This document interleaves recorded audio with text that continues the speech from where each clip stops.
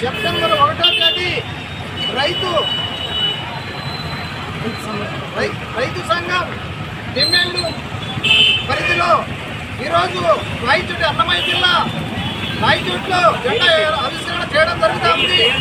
అయితే రైతుకు జరుగుతున్న అన్యాయాల గురించి రైతు సంఘాలు కానీ భారత కమ్యూనిస్ట్ పార్టీ కానీ ఇవన్నీ కూడా రైతుల వైపున నష్టపోతూ ఉంటే రైతుల కోసం పోరాడే పార్టీలు ఈ తప్ప రాజకీయ నాయకులు ఏమి చెప్తారంటే వాళ్ళకు అవసరం వచ్చినప్పుడు మాత్రము రైతే రాజు రాజ్యానికి వెన్నెముక అనేది తప్ప ఒక పేపర్ స్టేట్మెంట్ కానీ టీవీలకు చెప్పుకునేది తప్పగా రైతులకు ఏం మాత్రం న్యాయం చేసే విధంగా ఈ ప్రభుత్వాలు లేవు.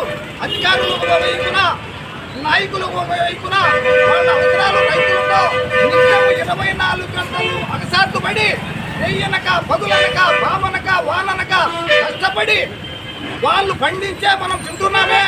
మనం అధికారులు కావచ్చు నాయకులు కావచ్చు అనుకునే పాపం లేదు. మేము ఒకటే డిమాండ్ చేస్తున్నాం రైతు సంఘంగా. అయ్యా ఎవరు కూడా రైతులతో పెట్టుకున్న ఏ ప్రభుత్వం కూడా ఆగదు.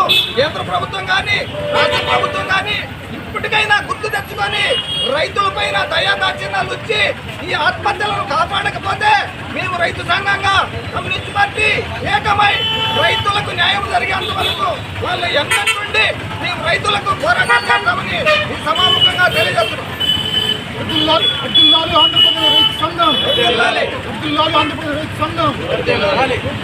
స్మార్ట్ మీటర్లు, రైతులు గిట్టుబాటు ధరలు, స్వామినాథన్ సిఫార్సులు వెంటనే